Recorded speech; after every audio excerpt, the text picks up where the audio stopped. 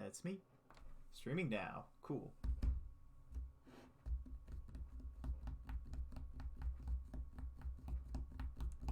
Love to measure delay like that. Yeah.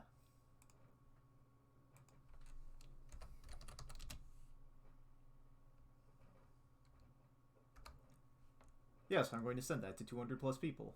Here we go. Yeah. Alright, so, where did I leave off from 2-ish weeks ago? Well, we still got this bad boy that was built during the event itself. We have, left leg, we have right leg, we have pelvis, and we have, things, ankles. Yeah, they're ankles. I have a sticker sheet with, only 2 more stickers on it. And, I got my manual here, so all that's left is to build the little feetsies and then to start digging into the big old backpack on the backside of it there. As soon as I can remember where that is in the manual. There's arm. That's backpack stuff. It's foot stuff. Alright, foot stuff. Down under there. So, is there anything else? Yeah, I need this bit down here too. So, where does it start? C13. C2. Will it let me? There we go. Cool.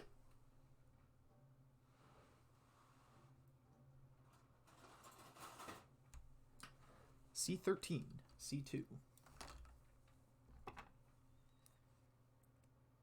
Rip. Actually, this is a thing I gotta do. Move this off to the side here. Hello. How's it going? It is going very good. Yeah. I just pizza for technically breakfast. Sounds right. Hello, Kaylin the Builder. Hello, Lawn Hello, Fire. Fire. Yeah. So yeah, the as I've talked about sort of in the past and sort of a recap because it's been a couple weeks since I've been working on this boy. The Great Zeorymer is a really interesting kind of kit. It's a lot different from, at least in my mind, from building some of the Gun Plus stuff, just because it is like a different feel on all the plastic. This is a luxurious kit in some interesting and strange ways. Let's see. Honestly, speaking of interesting and strange kits, have you built the High Grade God Gundam? Yes. Like the HGUC one, right? The HGFC, but yeah. Oh, that one. No, I have not. Well, like the HGUC one, yeah. Like the Then new yes. one, the Revive. Yeah. Revive Yes. before that term was even used, yeah. Yeah. It's like that was in my giant birthday haul that I got the other day. Yeah. And that is a very interesting kit. It makes some choices. Yeah. You can pull out the core lander from the backpack. Isn't that cool? Yeah, it is. I just wish that the red backpack spires weren't hollow. Now I'm trying to look over and find mine on my shelf and see if I can spy that somewhere. Where did I even put it on my shelf? I have no idea. But yeah, like, I don't love the chest section, but I really like the legs because those have some cool ass engineering. Yeah, because the backside of the thighs pop up so that you can get the thrusters in the backside there. That's pretty cool. And just in general, the way the legs go together is really interesting. Which parts do we need? N.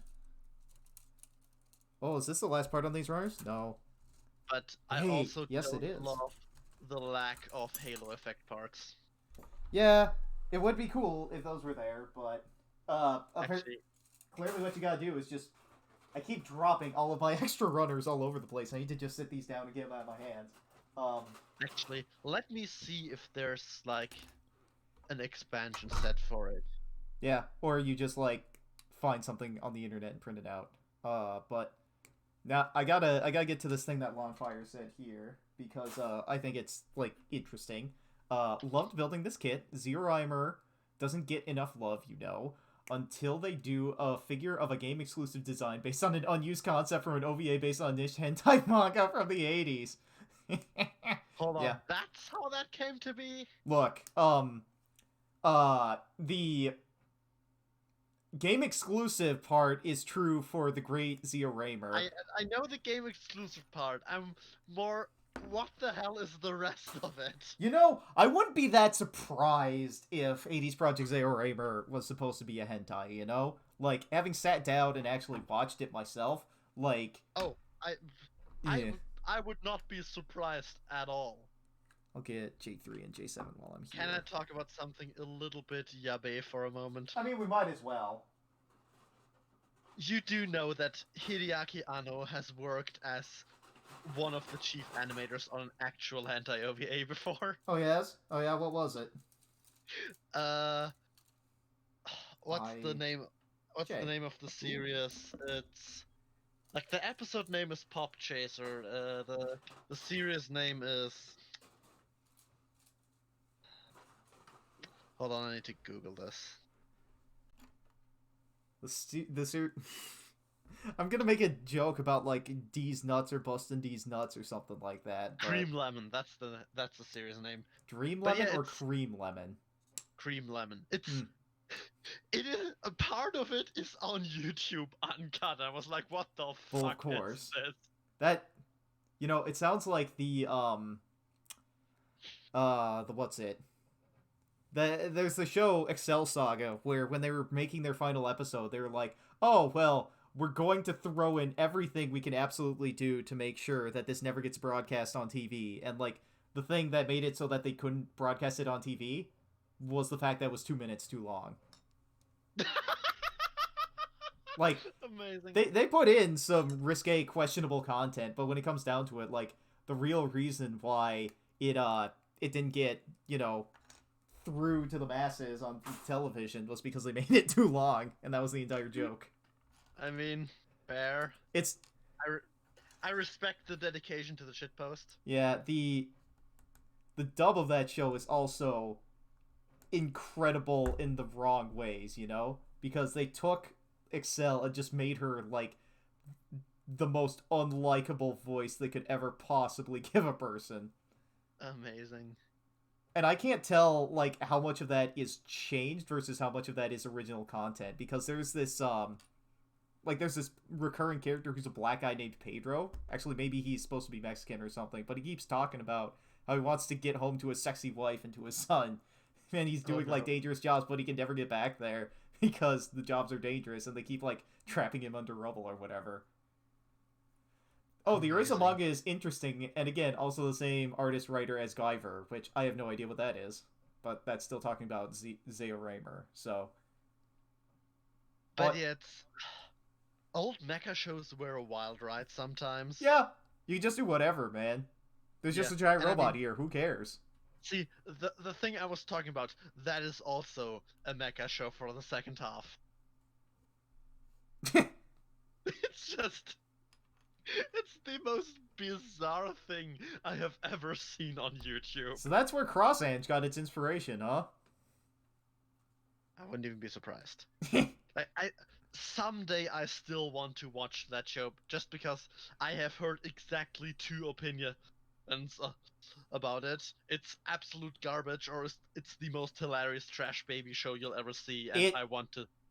it really feels like it's going to be trash garbage from the little bit of it I've seen in Super Robot Wars V, which I'm currently playing through. Yeah, like I know that someone told me Absolute about how mess. apparently, like in like the second or third episode, some dude just blows up a bomb vest he's wearing and then comes back the next episode because he's tough. What? What? That's the whole reason What? given, apparently. What? It's just, it's such a bizarre thing. Like, I want to see the extent of that trash fire myself. Yeah. It needs to be seen to be believed because, like, Kinda, yeah. Like, I got I feel hit like with, it's like, gonna. the spoilers of what's going on in Cross-Ange, and, like, as I was sitting there, as these random characters were just talking to me, and I'm like, wait, what?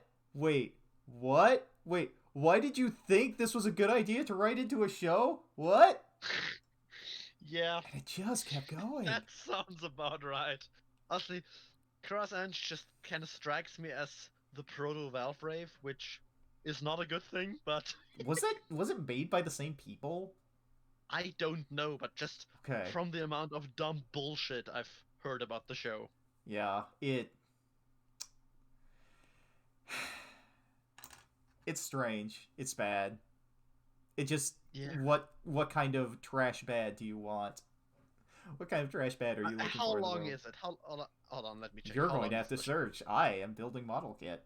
That is a fair point. Ah, Rondo of Angel and Dragon.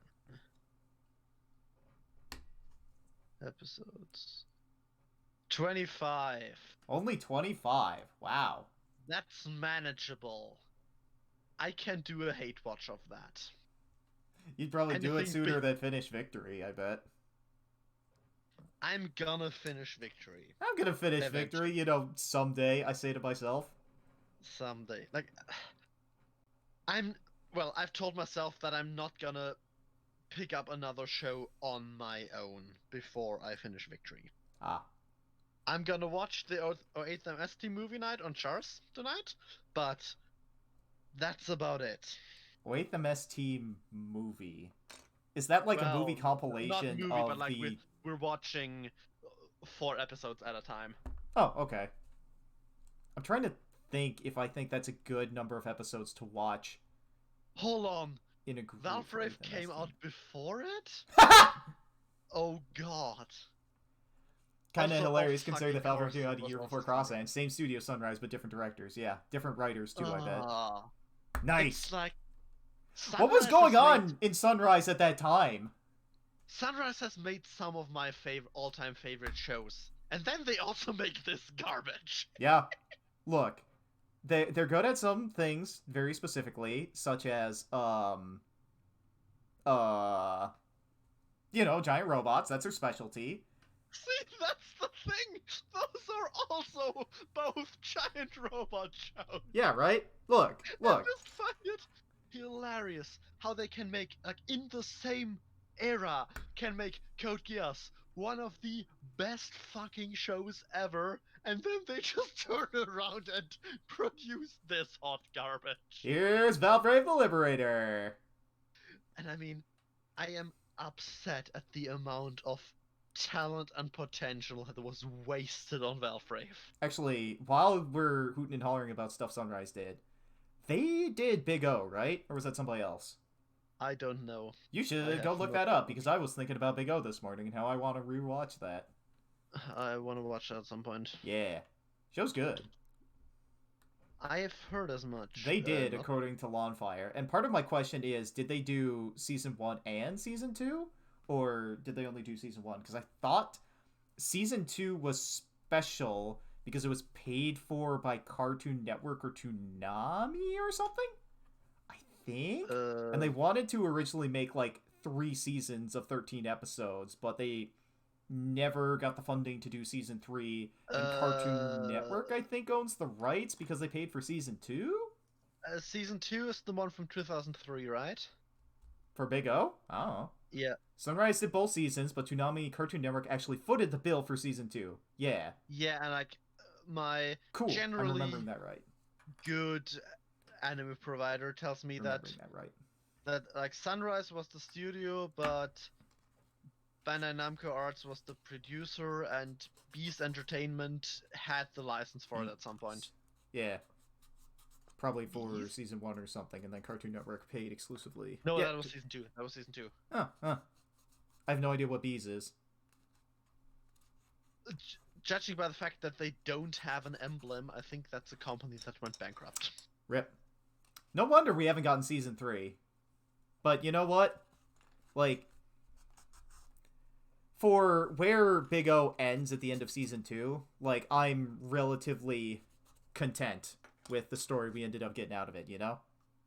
Fair. Because, the first season of Big O is a show where, you're doing, Monster of the Week stuff and sort of introducing, some of the recurring stable of villains if the show were going to go on any further. Like, it's a Batman show or something. Yeah. Because there's a lot of like detective negotiator legwork, and you rarely see, Roger Smith, our main character, who's Bruce Wayne, doing all that much negotiating, right? He just walks around and eventually ends up as a giant robot because he has to. But like as you sort of go deeper in there, there are these weird questions that come up, like why is there a naked skeleton of one of our giant robot Megaduces underneath the city in this weird like small scale version of the city we live in? Why is there like a giant robot hiding under the water that this guy found? Why is there this electric snake thing hanging out in the reservoir of a dam? Why did I get why am I getting paid? Why did I, a negotiator, get hired to deliver a check worth more than $1 billion to a weird, wacky journalist? Like, Yeah, these and questions just all start piling up, and then the end of season one is like, hey, there are giant robots coming over from Europe, and they're going to cause problems here in fake New York City, so, maybe Roger Smith, you should get out there and do something about it. And then season two starts, and it's like, hey, so, we hinted at a lot of deeper conspiracy stuff going on, so what if we just, sit down and actually start going directly into that? And, like, all of the Nice. weird episodes from, like, the first season come back and are, like, actually explained for what's going on and how they tie into this bigger central conspiracy that's going on. Cool. Yeah. That's very cool. They did a really good job with it. Yeah. Okay. Now what? I need... This goes into the side of the lake there? Really? Okay, look, I gotta flip this around. Huh, Also, it's a big another old... thing. That's where that goes. So I'm just looking at the side of the lake here, and I thought this... That's interesting. Yeah, I thought this was going to be like a front toe, but no, like, that's the heel. This is like the inside of the heel, and then there's going to be some toe thing that's going to plug into it, it looks like. Okay. Yeah, and then... That's a strange engineering choice, but continue, kid. It's a strange design choice, is what it is. And, Yeah. like, that's just what they're going to do with this, boy. Yeah. But God, speaking But of also- other Cartoon Network shows that they funded and don't really get seen all that much anymore, Megas XLR Season 2. Megas XLR was a fun, like, super robot type show, but it was made by Americans, I'm pretty sure. And one of the taglines as part of the opening song is, I dig giant robots, you dig giant robots, chicks dig giant robots, Oh, we so that's where dig that comes giant from. robots. Yeah. Megas XLR is a hell of a show, and like somebody just pirated it and put it up on YouTube, and like they can do that because because Cartoon Network, I think, they lost money on it and they wrote it off as a tax thing, and because they wrote it off as a tax thing, for them to come out and persecute somebody for doing that, they'd have to admit that they're trying to make money on it. But since they wrote it off as the tax thing, they can't do that. So Amazing. it's just So up on technically YouTube for legal. anybody to go see. And It's technically legal. technically, yeah. Yeah, it was a fun show. Like, complete utter nonsense in the ways that I absolutely love. Like, towards the end of the show, they stop caring about their central plot, and they're like, yo, what if we just make fun one-off episodes and just have a fun time with the fact that we're making a giant robot show and never will again? So, yeah. It was wild. I love it. Yeah, I imagine. Yeah. Good show. Highly recommend. Where are my other Also, parts? the other Estra. week watched Eva Death and Rebirth with Falcon. Did I talk about that before? I haven't heard of whatever that movie is. It's the compilation movie for the TV show. Oh God. It's not bad, but it makes one How do they have choice. time to cover Well, everything in that? They focus it on the key moments for the characters, which is the correct choice. Yeah, But if the you're gonna dubious- cram everything into a single movie there, but like, they have time for that? Yeah, like it's fast paced, but it's not It's not awful. Like it's not Memory of Eden, Oh, two. So that's going but to be for this lane. they make one choice that I find Absolutely dubious. bad. Yeah. Not bad. I can appreciate the thought, but it's a choice, all right. They split it up per character. Oh, I sort of remember hearing about this. Yeah, like they first do all of Shinji's stuff, then all of I think Asuka first, then Rei, then a bit of Shinji again, and then the first 30 minutes of End of Eva. Huh? Huh? It's not bad, but I'd say that if you just want to watch that and go, oh yeah, I've seen Eva, Uh, probably not a good time. hmm. Deep thought. Deep thought. Yeah, absolutely wild. But yeah, like it. Yeah, How how do you cram all of? I guess you do it like that, huh? like But it's if you know the show, it's a reasonably fun movie. Oh, also the other choices they go like here. This is just the the three main pilots and Kaoru just playing like a string quartet, and these are not the pilots. These are canonically four random lookalikes a year younger than them from the city over. wait, what? That's It's part of the show? that's like part of the framing device. Like I get what they do with it. Like yeah, this is they're not quite as special as you thought. It is there's similar stories like these out there, but like it's very Tsurumaki bullshit. I like Tsurumaki bullshit, but it's still bullshit.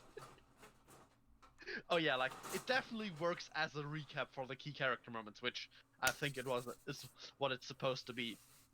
Gotta It roll a save reanimates point. a few things in a very nice way and has the best ending song, like one of the best ending songs I've ever heard in any show, but choices were made. Choices were made.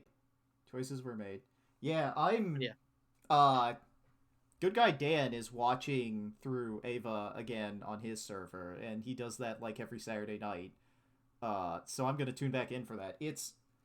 But he's watching the old dub. You know the Oh god, fuck that. It Fuck the yeah, ADD it's dub. not as good as the It's Netflix not one. good, period. Yeah, It there's is just a bad dub. there are some parts in And there where like, yeah, this is all right, and for its time, pretty all right. But like, yeah, but it's not good by any stretch. nah, Yeah, good. and also, this is one of my just Yeah, the voice personal actor being a the bit wacky, but yeah. yeah, it's not that, but also the end of Ava dub, they just go like they translate they look at the character motivations and then go, but what if we wrote complete fan fiction for this part and just ignored the entire characterization? Okay. Who do they do that to? I wonder. I bet it's gonna be Asuka. No, most egregiously Ritsuko, but just kind of everyone else. What? Wait, did they choose a different thing for her aside from the fact that she wanted to bang Shinji's dad? See, I don't know or the full idea, but apparently they somehow got rid of that. What? Yeah, they just they just saw her character and were like, but what if we didn't? I mean, I can get that, but at the same what? Yeah, it's just it's fucking bad. Huh? And yeah, it's one of the things that make me unreasonably upset is people who like praise that old ass dub to hell and back as the best thing ever, I and mean, just there are some really goofy line reads in there that are really hilarious to hear. yeah, but like some people are far too much down just the cult of personality around the old voice actors. Tiffany Grant. Fucking Tiffany Grant. Spike Spencer? He's the least egregious of the three. I completely spaced on Ray's voice actress. Amanda Wynn Lee. Oh yeah, I remember her name now. The one that did a fucking striptease during Anime Expo. What? Yes! This is what got her blacklisted from a whole bunch of cons. Yes. Like, just in general, I'm or did she do it in character as Ray? just in general on stage during a panel with like a Uh... big just plush mascot. It's just it's so bizarre, awful, and if you know anything about her, not at all surprising. Clearly, what I need to do if I get big is, like, run a charity event during a, like, big con or something like that, and, like, the more money people donate, the more clothes I put on. Like, I'm not a big fan of Naruto or anything, but if you donate like $100 right now, I'll put on whatever Naruto shirt you give to me. If we raise $1,000, I'll put on this Naruto, this other Naruto shirt on top of it. It'll be like that episode of Friends where I'm just wearing like all of Yes, my collared shirts popped. exactly. Yeah, Lonfire. You know which one I'm talking about. It wasn't a plushie, it was like someone in a costume. I am Yes. not happy to hear about this. I would like to No? talk about anything else. Anyway, model kit. Anyway, model kit. Yeah, Jason set that up so you can use those emotes other places if you're sub to him, right? Yeah, Yeah. I have them. I've used them a lot. Anyway, it's always it's interesting to see his little face in that because I don't think it comes through particularly well, and it makes him look like Angry it makes him look older and than he scuffed. is. Yeah, and also But I much mean, more angry than he is. Instead it's of the jovial charming. Jason, it's like the angry Jason. Dark Force Jason from the wrong side of the universe from Star Trek or whatever. Yeah.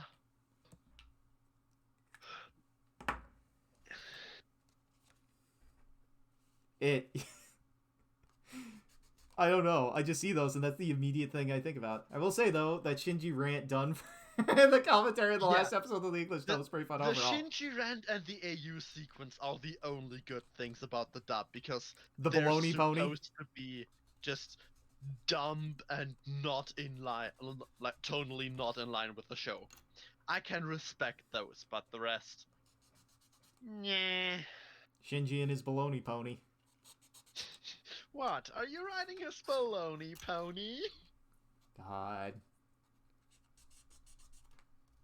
That I've watched that just that clip on YouTube so many times. It is so good. Imagine, like, I know I've told this story a bunch of times, but my sister sat down for like the last third of Ava with me. So she got to see that episode with only like some of the context, and then she was I was cackling so hard when I looked over at her and she was so Yeah. confused. That's the hardest I've laughed in my entire life. It was amazing. Yeah. Honestly, I think the hardest I've laughed in my entire life is when I found out the Dutch title for The Empire Strikes Back. Oh yeah? Das Imperium knibbelt Retour. I'm going to need another translation on top of that. Like, it's... I'm gonna explain it by explaining what the words would mean in German. Okay? Like, das, it's just like the neutral form of the, Uh-huh. Imperium, Empire, and knibbelt is like, I guess it's like the German Knüppel. It's like just a big stick. Like it's just if you hit someone over the head with a big stick, you knüppel him over the head. And it's like the Empire, it strikes back. It's like The Empire whacks you with the big stick. yeah, the Empire whacks you with a big stick.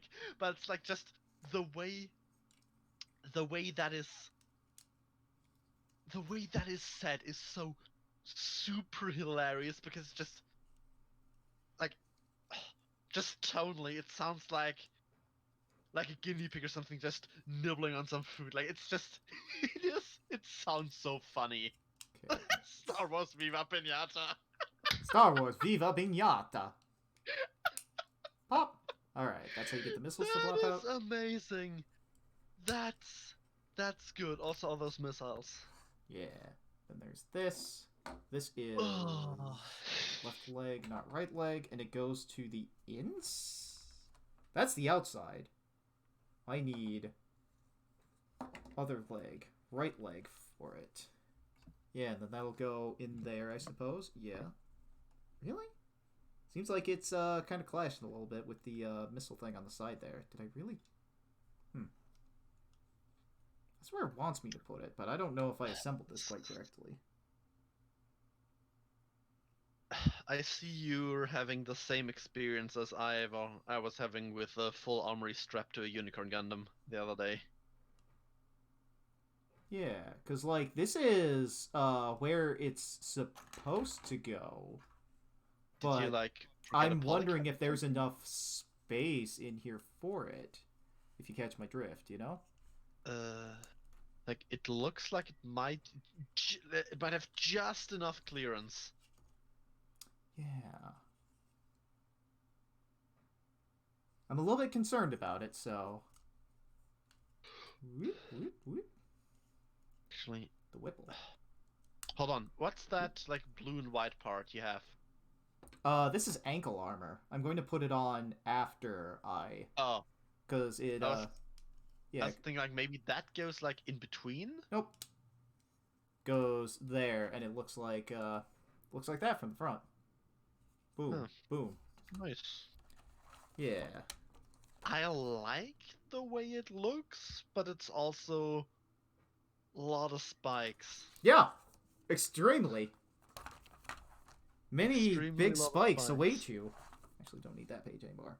But yeah, when they show it in the picture on the front, they've got the leg like angled in a whole bunch. So perhaps that's my ticket, or stick with me on this because I'm about to do. I'm going to disassemble the model kit a little bit. I'm going to remove this this part, and then I'm going to put the leg on, and then I'm going to put that part on. Planning. Galaxy brain. Galaxy brain. Can't be worried about breaking something off if it's not in place. But, man, these joints are very strong and stiff, and I am pressing hard, and it still does not want to go in.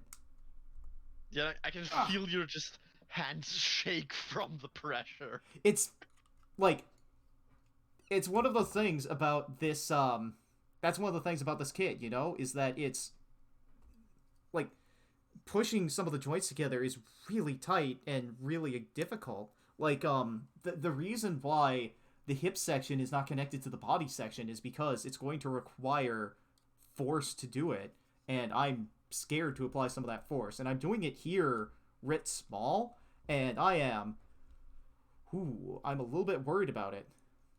Like, I'm going to completely take everything apart here because I'm worried about, like, accidentally breaking something as I like press on this, you know? Maybe sand the joint a bit? Yeah. I'm a bit worried about that because then, you know, it might end up loose or something. Yeah. Going to swap which hands are holding what. And I need to remember how I do this for when I go do it on the other side, because that's going to be real fun. Come on. Oh. Yeah, okay. It's going. Well, it's sort of there. You just got to kind of wiggle it in, you know? Yeah, well, like that. You can that look up looked in there like- and see that the polycap is turned way to its side there, and it's not quite in there the way I would, you know, hope it would be in there, but it's in there. It's in there well enough. I don't know if that's well enough is the only problem with it. Oh, yeah. I mean, Can I pull this off it the might front? work I think with I like can. some lateral force. Twist, twist, twist, twist, twist, twist, twist. Yeah, I'm just kind of like wiggling it a bit to try and get what I want to happen here. I need to... I'm trying to hold it with my thumb here so that it doesn't like move forward as I move the foot forward, but it just refuses that. So you know what? Let me just see. Let's just put that in place, and then put this in place. And then let's just place that upon the ground and turn that in. It's on there. That's what I care about. I can move the leg. That's as far back as I can sort of move it anyway. You know what?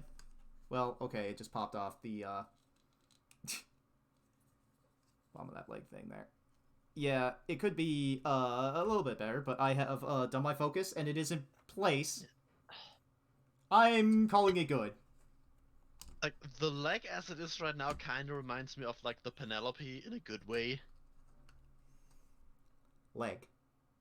I think it's just the colors, but and, like, the general spikiness, but I like it. Looks cool. Big leg. Big leg. Yeah, there's a way you gotta put this together, I'm noticing, and it involves a lot of... same mechanical designer. Yeah, okay, fair. Yeah, okay. Then let's tilt. Not there. Let's tilt at the knee. Yeah. Okay. So. Yeah, right about there. Okay. I've been able to put one leg onto the hips here. So, that's good. I've sort of learned the technique of you gotta do the old wiggle waggle to make it happen.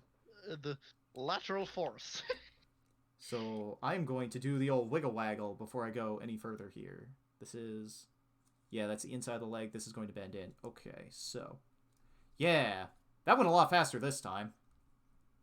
And Yeah. clearly that's what I'm going to have to do on the upper... When I put...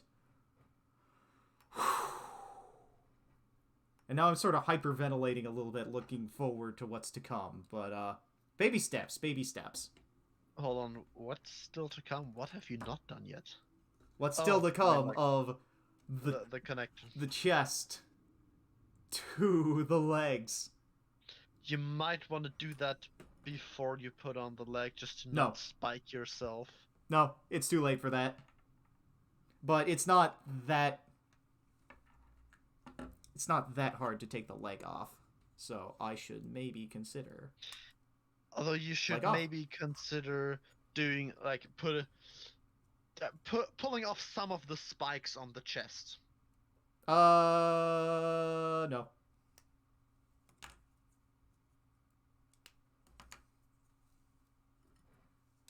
Okay. Well, maybe I could take the head off it there, but let me just try. Hold on, Kalen, which story are you talking about? Me talking about seeing Ava for the first time while my sister was in the room. Yeah, that one. Because I've told that story a couple times. Yeah, that's a very good story. Yeah. Did we have anybody building anything Ava related at BMW? I don't think we did, right? Not to my knowledge, no. Yeah, it just keeps turning. Oh, actually, Nelson, you're gonna get a kick out of this. The other day, I kind of fell down a little research rabbit hole to just patch up the Eva wiki a bit with, like, info from an obscure-ass China-only spin-off game, and while I was desperately trying to hunt down a screenshot of, or like, one of the ads that had a pilot in it that didn't make it into the final game, I found a screenshot of just 3 Evas dropping from the Eva plane. Oh yeah? I think I might still have it somewhere. Ava playing. Ava playing. Yeah, and like, I'm on the Discord server of a Norse historian, and like, as I'm doing this, he was streaming, I think it was Golden Sun, and like... Oh yeah, that's a fun game. I like that game. Yeah, and once I was done, I went back there, I was like, Ludo, I now understand your pain. Just... the original thing lost to time, basically no sources, whatever little there is highly unreliable and in a language you don't speak. How do you not go insane doing that every day? Arm, will you come off for me, please? I'm gonna have to just be very careful about how I'm applying pressure, maybe. Or maybe final assembly will happen off stream when I can hold it at different angles and stuff. I mean, or just do it now. I'm trying to do it now, but it's taking a very long time. It's not easy to do, especially when the entire damn thing just wants to turn. If I could... Part of the problem also is that it's not, like, continuous across the entire... Yeah, I'm going to be disassembling the entire hips section here so that I'm not poking myself with the spikes on it, and that so I can lay this flat and I can push down onto it against my table here. And I think that will help. So, hand here. So, in conclusion, if I ever build this kit, I'm gonna do the hip assembly before I do the spikes. Yeah, consider not following the manual on. I do that a lot when I think that the manual's Leading you one-to-one astray. instructions are stupid. Its order of operations, yeah, because I don't think like some of this isn't going to really come off easily at this point. So and also just I do it a lot to avoid weapon burnout. Yeah, just build the weapons first. Yeah, I did the full armor unicorn the other night, and that was the correct decision to do the weapons first. You might really want to sand that ball joint a bit. Yeah, I'm trying not to, but I've sort of hit the point where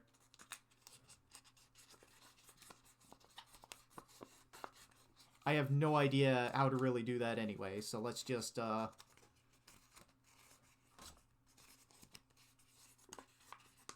I mean, this should be a, like, peg and socket joint because it doesn't really, like, rotate at all, you know? Like, it doesn't really have room for that once everything is said and done and in place. I don't know if that was enough sanding, but it was some sanding, so I'm going to try again.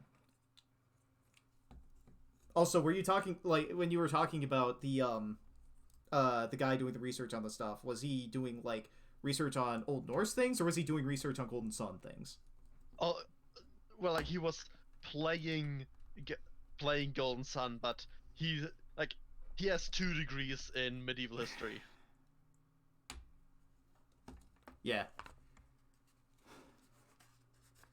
So is he just like Golden Sun or something like that, or? Yeah, he just likes Golden Sun. Like, he talked about how the game uses historical motives to just get get the feeling of set pieces across, and it's a really cool stream, and like it does some fascinating stuff. Like he talks about some fascinating stuff with like, okay, yeah, here you see how this and that, you see this and that here, that actually comes from this thing, which in turn is inspired by that thing, and it's really cool to just see someone who's this openly a nerd but also knows his shit.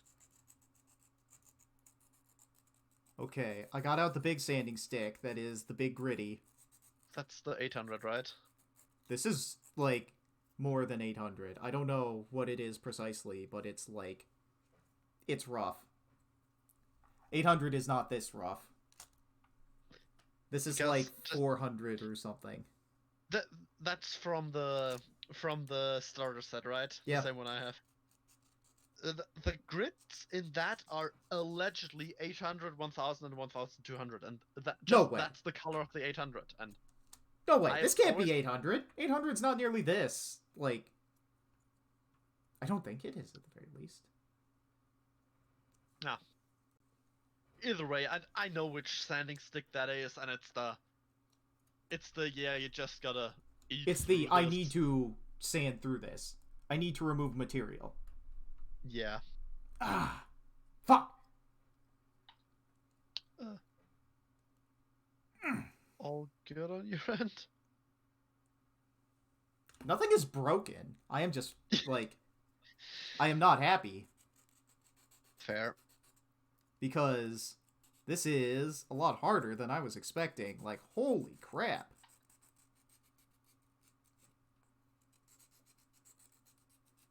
And I'm not entirely sure, like, where it's getting stuck, but that is definitely the polycap that was supposed to go into that place. So,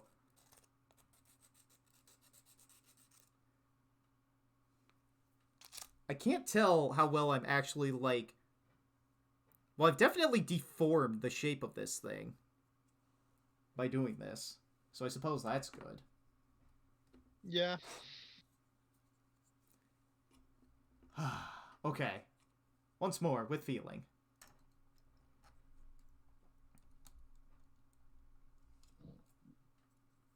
Okay, seriously? Not... How does...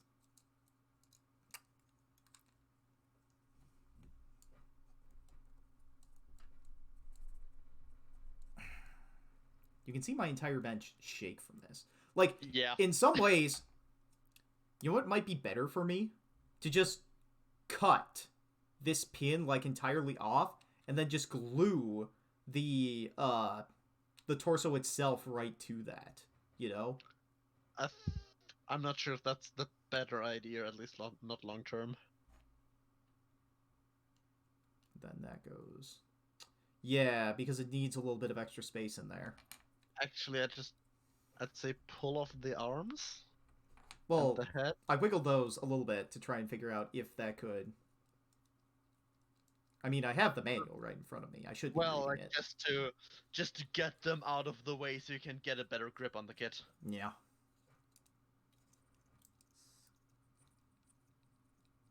Come on. Wow, this peg goes really deep into here. Almost there, right? Maybe? Come on. Hmm? I'm sorry I'm doing some of this off camera, but I feel like I sort of need to a little bit because of, like, to make sure I am... Oh. Yeah, it's a ball and socket joint in there, and you can tell, like, as I was wiggling it around, that I've sort of, like, loosened it up a lot as I was sort of wiggling around there. So I just need to pull. Okay, this front cavity thing ain't coming off. The inside there has to come off at the top, at the head. There we go. All right. Okay, and then the front piece here. I know where to pull to take some of that off. Then these little bits are sort of built into there, so I just need to not press on them as I do this. So. Hold on. I'll need to read something for a moment. Someone sent me something.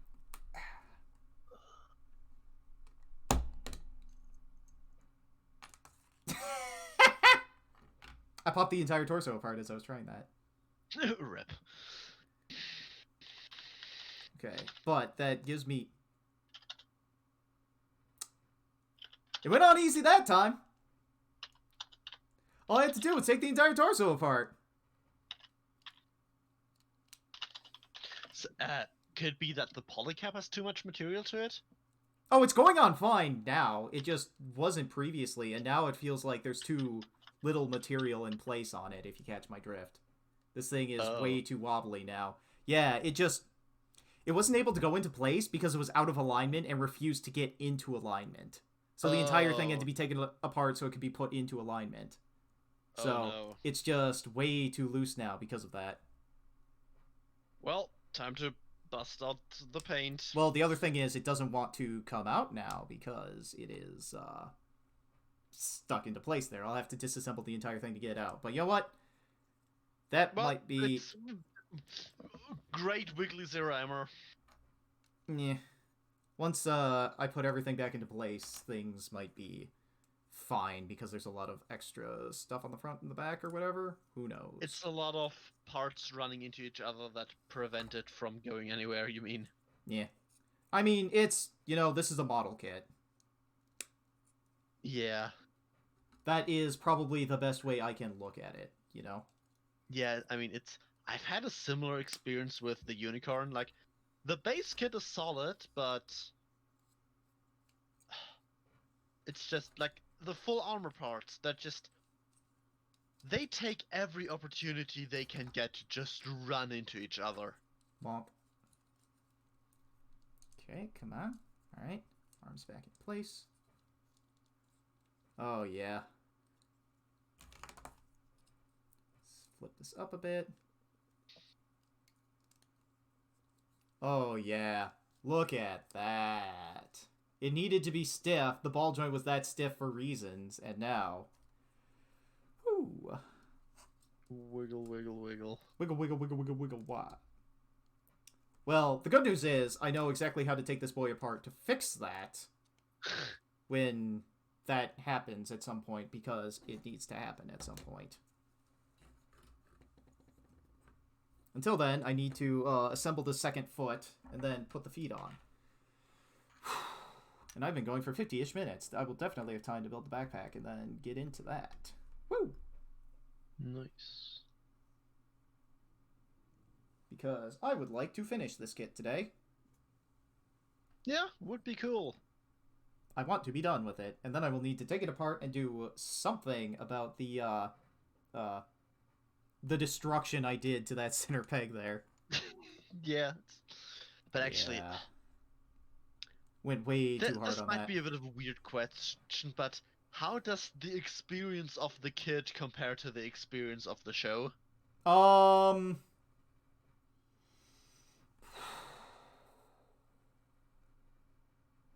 don't think Hades Project Zeorymer is a good OVA.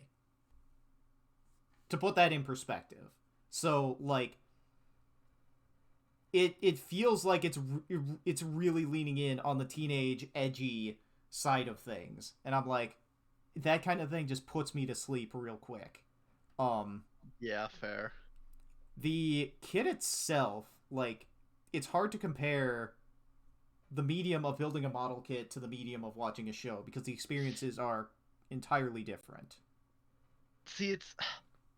Can I explain with an example what I mean by that? You can try, yeah. Well, like... I've talked about the giant birthday hall, and there's 3 kits in there so far that, in my opinion, perfectly just encapsulate the experience of the show. The unicorn, the G-Self, perfect pack in this case, and the turn A. All 3 of these just have the same core aspect as the show they're from. Like, the unicorn it's a fine kit. It does nothing particularly great, nothing particularly bad. It's just kind of there on the whole, which is my exact experience with with Gundam Unicorn. The perfect pack it's very pretty, it's very elaborate, but it has a lot of cut corners and leaves quite a few things to be desired. And the turn A is weird, unusual, does things you don't really see, but it's good because of it. This is just, does this kid do the same? Like, does it encapsulate the essence of the show in the same way as these 3 do? No. Okay, fair. No. I'm going to go out and say no. The model kit here is not indicative of watching Hades Project Zeorymer on the whole. Fair. I sort of understand the point you're trying to make there, but No, I was would not. just curious if it holds up, because by all means, most kits don't. But like, there's the occasional time where it does, and I'm like, if this is intentional, I tip my hat to whoever designed this kit. No, I think that's just how they make these kits, where it's not like Bandai kits are extremely like easy to build compared to more conventional model kit stuff, and I am sitting here expecting things to just kind of work together instead of like taking the damn thing apart to put it together. Sometimes a step forward requires a couple steps backwards. Not every step forward is progress. And I should have maybe been a bit more willing to, do that instead of just going straight forward, Yeah. So in other words, build the inner frame first. There is no inner frame.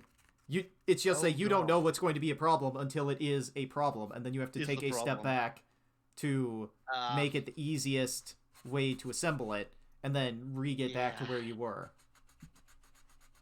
And this is one of those things where, like, maybe you will be assembling this, painting parts of it, and then assembling it further, etc., as part of the true model making experience. Because, like, in these big ankle things, there are missiles inside there, where all of their caps should be painted red, but I'm Yeah. not doing that because I am Just at the fuck point that. where I want to be done with this kit. I will not be displaying it with those missile bays open, so I am here to just Yeah. complete the kit. But Yeah. it it's one of those things that you have to sort of keep in mind this is what you want to be doing with it. And I, am maybe not approaching this with the same level of tact or care that I should for a model kit like this because I'm inexperienced with building model kits instead of Gunpla. But, it is I'm not this last little bit here, I'm not exactly enjoying it, and you can hear it in my voice and how I'm talking about it. Yeah, kinda. The kit overall has been fun and interesting, but that this bit right here that I'm running into as a problem is something I'm sort of sitting there and I'm like, yeah, Yeah, but what if the kid didn't? yeah, that I need to do. That's fair enough. So over here, it's and like for the budget that they got to make this kit, like I don't know if I can hold that against them, Like there are many ways in which this is like a very as I described it earlier, luxurious product, but there are other ways where it is not nearly so luxurious if you catch my drift. And I mean, it's also just a bit of a mess of a design, so Yeah, not extremely. exactly That's what you're here easy. for. Yeah. Actually, did the other suits from Zeorymer ever get a kit? Doubt it. Meh. I don't think. Because like I don't think I they're looked like. them up the last time you built this, and I was like, these look cool. Once I've seen it, I might want one. No. I doubt you. Yeah, God, look at it. Just sort of like, woo. Yeah, that definitely needs to get fixed up. Oh god, yeah. Extremely. Wobble, wobble. There have been a wobble. few figures, but no kits, according to Lawn Yeah, Fire there. good enough. It's a plastic robot. Come on. Actually, Lawn Fire.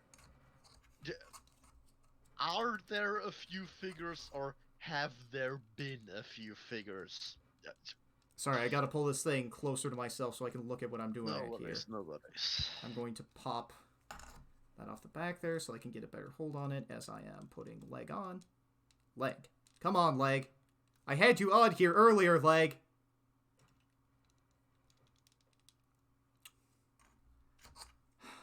Leg. Please, work with me here. Buddy. Pal. There's a rotating hip thing it connects to inside this big shell of an outer leg here, and like just getting everything to align where you think it ought to be aligned. There we go. Okay. Okay, now let's twist that back a little bit. Yeah, it cannot hold itself up straight anymore. Oh god, yeah. I definitely took out way too much material on that ball joint. Early to mid 90s and figures. That's how impossible are they to come by? Okay, let's just tilt these arms in a little bit. Tilt that back so that I can get that there. And without the backpack, let's see what he looks like as I sort of point him towards the camera here. Rotate this way so that you can get all of them on screen at once. Yeah, he's pretty interesting looking here. Pretty big and pretty fantastic. I just need to go in and fix the ball joint so that he doesn't immediately do that. It's just hilarious to see this massive mess of spikes and just have it full up to the side. Yeah. Okay. That was a lot of excitement for a day. Do you know what's left? Like a single page is basically left where it talks Backpack about and gun? there is no gun, it's all backpack stuff. Like there are two wings that go on the backpack that plug into these things hanging off the back here, and then there is a big thing that plugs on into the center there. And then part of this is telling me how to do the J Kaiser weapon, which is like the backpack pops off, the front skirts like fold up and twist to the side to be like part of this big cannon that hooks straight into the main power core in the chest. And yeah, I just gotta build the wings and then I'm done. That's basically it. Yeah. All right. I got hands. Gotta get handsy. Nelson, how many things or how many robots are there in the Zeorymer show? 8? 8. There's Lanster of the Wind, which is the first thing Zeorymer fights. There's Zeorymer itself, which looks different than this. This is Great Zeorymer. The next episode, there's Brist of Fire and Gallowin of Water, piloted by two twin sisters that don't get along. Then there's Denodalus of Earth, Omzak of Thunder, and Burstone of the Mountain. That counts me up to 7 total. And then there's Rose C'est La Vie of the Moon, which is the 8th. And Rose C'est La Vie of the Moon comes before those last 3, but that's 8 altogether. God damn it! The thing, like the Max Factory, seems to only be 5 of them. That's okay. That's life. What 5? A red one, a blue one, 2 white ones, and a brown one. Okay, the brown one probably has 2 heads, and that is Denodalus of Earth. Yeah, it does. The red one will be Brist of Fire. The blue one will be with the wrench heads to each side. Wrench heads to each side. Sounds right. Blue one is Gallowin of Water, I'm pretty sure. And then the 2 white ones are probably like Zeorymer, like one and then of them is Zeorymer and the other one has egg shoulders. I'm going to say it's probably Lanster of the Wind. You're going to have to post pictures of it because Actually, oh yeah, it tells Lanster, Yep. Brisk, Yep. Gallon, Gallowin. Dinolos, and then another gray, very tall Zeorymer, apparently. I wouldn't know what the difference is unless you showed me. Max Gokin Zeorymer, apparently. I have no idea what that means. Hold on, I'll pop it in voice to text. Yeah, if you show me a picture of it, I might be able to tell you. Because in some, the Max Gokin Zeorymer is the manga design. Okay. So instead of TV version, it's manga version. Sort of like how we had the Thunderbolt kits in the different colors. Yeah, I see. But yeah, it annoys me that there's no full lineup because I like having full lineups of things. You know, all I gotta say is sit down and watch Zeorymer before you decide to buy any, like, of the old figures and stuff of it, you know? Like, make sure you enjoy the show before you sit down and invest money into it. See. That may not be how your brain works, but I am pleading you, please, let your brain work this way this one time. Okay, oh god. Right. Apparently the same company did a very horny 02 figure. Well, Of course. Is this the one of her, like, in the wedding dress holding the lance that has been going around recently? No, it's the one with, like, the 2 X's from the logo and her wearing nothing but a trench coat. I vaguely remember that, but I don't know if you could, like, show me in a way that would also, like, that Discord would hit you with the filter for. I'm just gonna DM it to you. Yeah. We'll see if Discord likes that. Because I got whacked by the Discord filter earlier this morning when I was trying to show, like... I've seen it. Yeah, the art of the female protagonist of Super Robot Wars V. Yeah. It wouldn't let me post that, so I had to grab a because meme. it's a Safe for Work channel. Like, if you have not Safe for Work filters off, you should be good. Yeah, we've applied. Well, the Bad Gunpla Discord server has it on because we've applied for partner status or whatever, and we get rejected every time that we apply for it. But that's one of the one of the requirements to be able to apply. Yeah. Yeah. Yeah, it's a very horny figure there. That's life. God, that's what it looked like in the manga there. The super duper tall what? God, it looks awful. Wow.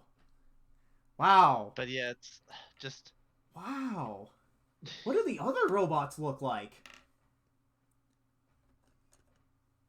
What do the other robots look like from the manga? Yeah. But then I see Longfire saying, pulling some more figures, forgot about the Yamato one that actually does the transformation combination scene gimmick from the OVA. I don't know what transformation combination sequence. Like, for the battleship? Does the battleship transform and combine with something? I have the 199 listing for the Yamato figure. That seems to... Is it a kind of plane? It seems to just curl up to a ball, or maybe that's just the weird images. When Zeorymer is being sorted and is assembled prior to battle. Oh, that transformation combination gimmick. Oh, that's probably for the Max Factory figure there. Yeah, okay. Because the way no, for the Yamato figure. What? The Max Factory figure doesn't do that. The Yamato. Oh, there's a. That's a company, not the TV show. Right. Yeah. Okay. Because I'm thinking Space Battleship Yamato. I can't blame you, but yeah. Because I am, I'm, again, currently playing through Super Robot Wars V, where the Yamato is, like, the best battleship in that entire game. And that's a game where they're just like, yeah, you get 9 battleships total. And whenever they give me a choice to deploy one, I'm immediately like, let's deploy the Yamato, and what else? Usually, if I get my choices, it's the Yamato, the Nadesco, and the Eternal. Because the Nadesco's like, yeah, you know, if you're deploying anything else with a gravity wave antenna, it just recovers all of its MP immediately for free. And I'm like, okay. That's useful. My maximum MP pool is like 400 on some of my robots here, and they have attacks that chug like 100 energy in a single attack. So what if? Oh god. Hold on, I need to close the window. So what if, by just deploying the Nadesco and equipping my robots properly, I could just continually spam my favorite attacks over and over and over and crush all that stand before me? So, And you say something about my playstyle in Cross Race. Well, you see, the way Super Robot Wars games work is a little bit different because there is reason to hurry the entire time, and there's a lot more to manage than Cross Race. I know. But, like, that's my exact cross race playstyle. Just... Yeah. If you can do a stage in a single turn, I'm gonna. Yeah. Super Robot Wars won't let you do that nearly so much, though. Unless you, like, decide to say, fuck playing this game by its, like, standards and rules and stuff. What if I decided to just, you know, like, completely cheese my character up to level 99? And, what happens to game balance at that point? And the answer is, it's broken in half. I'm not against cheesing. Yeah. I am trying to ignore it as I've been going through V, but there have been points where it's like one of the problems with Super Robot Wars and by extension the G-Gen games, they don't tell you how much damage you're going to do when you attack. Yeah. So you're just flying blind in the dark and you're like, well, I hope this does it. And when you have an objective for a secret point where it's like, oh, you have to destroy the Shamblo, you know, the giant mobile weapon from... Actually, in Cross Race, in G-Gen, there is a way to tell, at least, if your attack is gonna kill. Oh, yeah? When you're out of range, like, for the enemy, if it's gonna... Like, if the enemy is gonna survive, they're gonna defend. If it's gonna be a one-shot, it's gonna be evade. Right. And... Okay, I suppose. But in, like, that's a very specific circumstance, and, You don't get that in Super Robot Wars. It's not really a specific circumstance because you don't really find a lot of enemies that have 8 range or above. Also, if you want to see something that came out of left field, there's this potentially licensed but probably not Zeorymer listed as Beast Combination Dimensional God Zeorymer that's heavily stylized and just looks insane. I'm ordering it by the second my middleman gets it. Oh boy, I want to see a picture of that. If you're in the Bad Gunpla Discord, you can post a link to that in voice to text. I don't know if I have links turned on in this. Otherwise, Blocky is going to have to go look that up for me. But like, back to my... Oh god, I see it. That looks very, very RG. Posting now, yeah. But, okay. I'm going to have to click that after I finish sanding this a little bit here. One moment, set that down. Copy link. That looks cool shit. Post, paste, and go. Oh, that big. That's a very chonky leg. $1 deposit, $1 off. Deposit $5. What? How much are they asking for this thing? Doesn't say here. Pictures updated on April 7th. Okay. I gotta say the website looks a bit sketch. Yeah, that is an absolutely wild looking design right there. Oh, I forgot to do this one part. That plugs in at the end after everything else. I will denub it eventually. But yeah, like, it's very hard to plan and strategize when, you know, don't know how much damage you're going to do to people, so you have to just kind of feel it out and kind of guess how much damage you're going to do, especially when, like, one of the other things about Super Robot Wars is for every map, there's a SR point where you have to do something special in the map, and you will get a reward for it. And, like, a lot of G-Gen, you can just sort of, like, blow past them without really sort of caring about it. Or you do it, like, once on the easier difficulty, and you just kind of keep going. Like, it's always hard in Super Robot Wars games, and they're asking you to do something, like, reasonably difficult to do. And sometimes it's like, how do you plan for this? And sometimes when you're told you need to sweep the map in 6 turns, and when you are initially deploying your troops, you do not know what, like, you don't know what the secret requirement is going to be. You don't know where enemies are going to come from. You don't know when reinforcements are going to come in or what they're going to look like. You don't know what sort of story events are about to happen to cause you problems. Like, it's just miserable at some places because of that. And yeah, save scum time. Well, the problem is, on these games in specific, it does not respect your time for that. Because if you game over, it'll restart you, like, right before...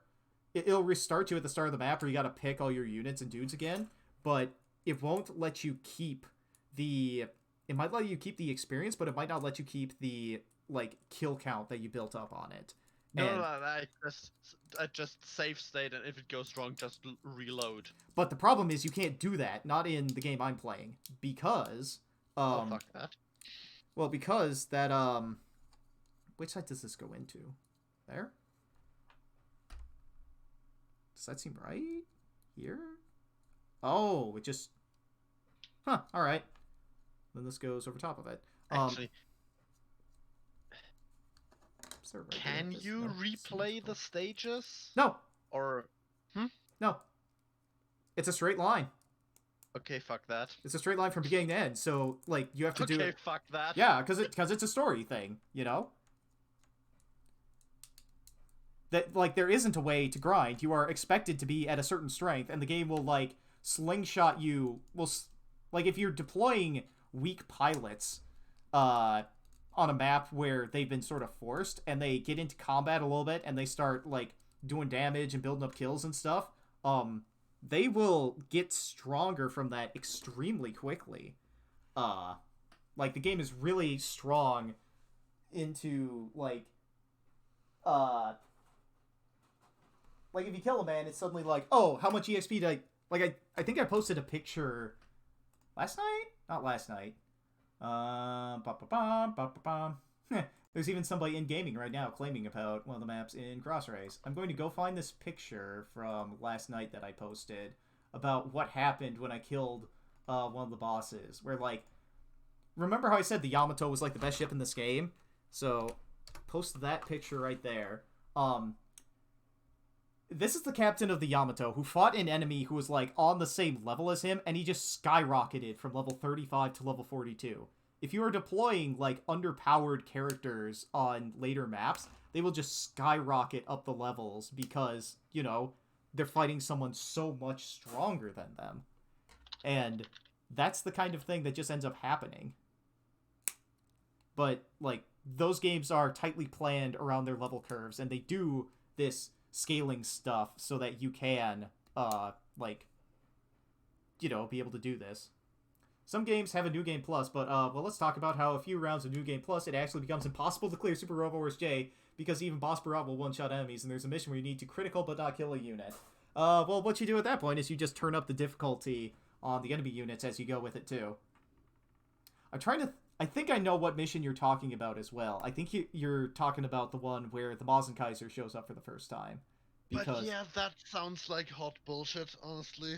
Well, the problem with it in Super Robot Wars J is that there's not a way to leave enemies with 1 HP. Later Super Robot Wars games introduce, like, spirit commands, like the damage control spirit command in Crossrays. They better. Yeah, they but better. Not in Super Robot Wars J. So what I think the game is sort of expecting you to do at that point, because the Kaiser shows up and is a it's in like, it's not an enemy, but it's not an ally per se. It's it's a neutral third party, and it'll attack whatever. So clearly what you gotta do is you gotta lure it over to where enemies are and let the enemies, like, fight it for you, presumably. Or at least fight it enough that its potential turns on, and then you can hit it with your weak attacks and not super duper overkill it. Presumably. But there are definitely, like, one of the most memorable things that happens in one of the Super Robot Wars games is in Z. There's a point at the mid game where your team gets split in half depending upon what routes you've gone down and like, who your main protagonist is, and depending on what happens, like, you fight your other units that you have, like, raised and power leveled throughout the course of the game.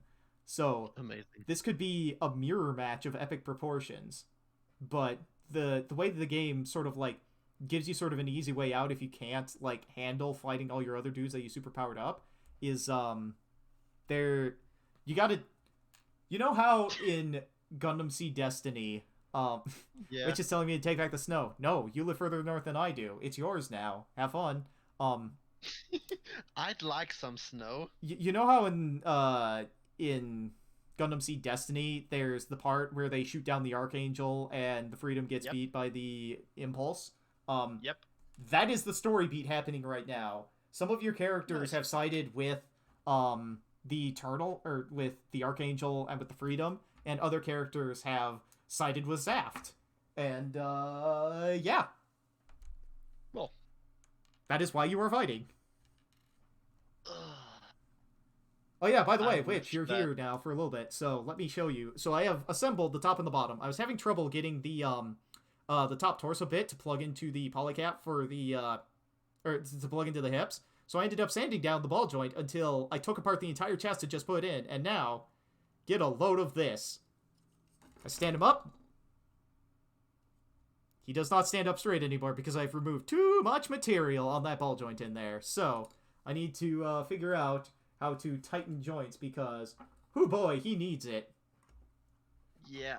That is entirely my own doing, but to be fair, it didn't want to assemble at all, and I thought that would be my solution to it. It 100% was not. Just put some enamel paint on there, if you have some. Nope. Well, rip.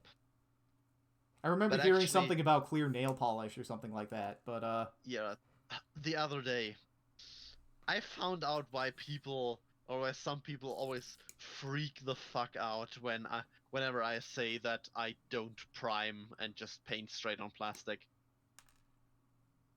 Vallejo skin color acrylic has the most garbage paint adhesion I've ever seen.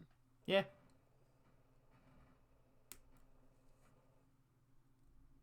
I don't think I Yeah, ever saw your results of that, but like, from what I can hear, it just sort of like slid off afterwards, right?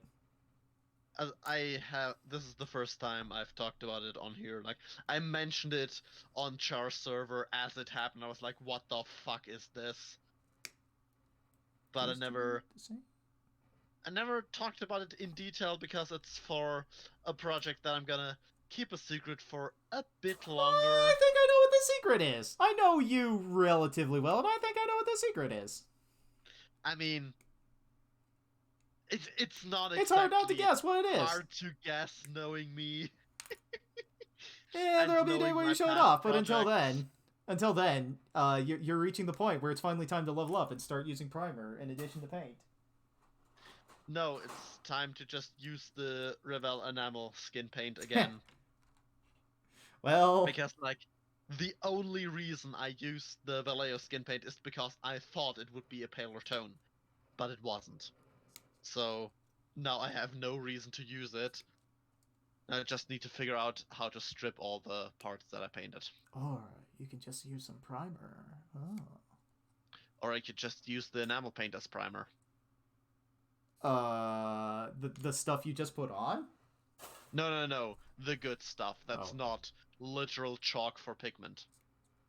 Well. Well. Is Block working on his Farsia? I am not working on the Farsia. I am working on a different VTuber kit. What were you doing with the Farsia? Project Melody custom. And you chose I the have Farsia as the base for that? Alright. That was the first VTuber custom I ever sketched out. I don't have the kit for it yet. Right now I'm working on one of Char's waifus. Yeah, because if you were going to build a, not entirely sure the word I'm talking about here. Oh, and then these are, okay, that's what these are for. What I would have thought is, like, the Farsi is a kit that's not necessarily easy to get because it's part of the age kits that, don't get reprinted terribly often. And on top of that, like, sure, it's got a feminine shape, but I don't think that's the feminine shape that Project Melody has, you know? Yeah, it was just. Is she still doing things? It was a throwaway joke at the time. Back then I didn't plan to build it. Is she still doing things? Yeah. Okay. I just never hear about Project Melody anymore, probably because, like, she got completely supplanted by regular VTuber stuff. Pick up as far as that's probably in mod chat. It might be somewhere. If it is, then you can go find it, Witch, and you can go post it somewhere else. Yeah. But I have no idea. Like, I never hear anything about Project Melody anymore, and I just hear about, like, the regular easy-to-find VTubers, the one that are pushed by Hollow Live, and sometimes I hear stuff about she Char. does stream on Twitch these days, so she also does safe for work things at this point. Yeah. Does she still do not safe for work things, or is she? Very much, yes. Okay, yeah. Did you expect her to not do it when that's her whole claim to fame? See, I wouldn't know if there was a if there was a turn from not safe to work to safe to work, just so that yeah, fair enough. Words like if you can I know what reach you mean. a wider audience, then maybe you should be doing that. And if there's something that's preventing you from reaching an audience and making money, maybe you don't keep that as part of your gimmick anymore. Yeah. So there's reasons for Project Melody to take herself to just safe for work stuff, but yeah, but she very much still does both. I wonder. I don't need to know. I'll go find out on my own time. Dumb question. Not gonna ask it. The stream is going places today. Look, this is not the Jason stream where things are like batten down the hatches, spoiler free, we can't say fuck. I'm pretty sure I marked these streams as explicit because I do not give a flying fuck. Yeah. About what I'm going. Well, okay, there are things I don't want to talk about, certainly, and I will tell you that to your face, but until we hit that Yeah. point, we're just going to talk about fucking whatever. Yeah. Talking about fucking whatever and fucking whatever. Yeah. Yeah. The I've never fucked the anything. Hato I'm still a Chama virgin. arc, that was the trip. Yeah. So what about light sockets, man? They're pretty fuckable, right? I'm sorry, what? No, I'm still joking about like the play on words of we can say fucking whatever, as in like, oh yeah, we can say whatever versus we can say fucking whatever, which means like we're going to talk about sticking our dick in whatever. You mean the Chama dropping the psychological horror right up? Nelson, which is not happy. Stroud is saying something in voice chat. Oh look, it's Stroud's actually like in the Bad Gunflow Discord server commentating about the picture I posted with the Yamato in Super Robot Wars V. So like he's at least on some sort of topic there. Witch is just sitting here very disappointed in what I'm saying. And you know what? If you got a problem with it, Witch, I'm in the voice chat. You can wander Nelson, in here and you can holler at me. You need to save the VOD of this and put it up on YouTube somewhere, or like at least private. Don't let this be lost to time. Just put it at the point where I'm talking about what about fucking light sockets, you know? Like there's the receptacle where the light bulb like spins in, but that's the perfect size for your dick, right? It's a little bit shallow, but for most people that's a problem, but not for some people, you know?